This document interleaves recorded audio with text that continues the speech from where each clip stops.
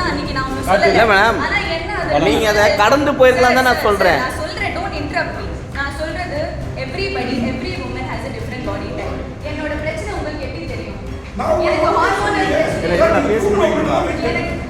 அது என்ன பத்தி கேட்டா சொன்னா எனக்கு ஒரு ஒபினியன் இருக்காதா? நீங்க தான ஹீரோயின். ஆமா, அது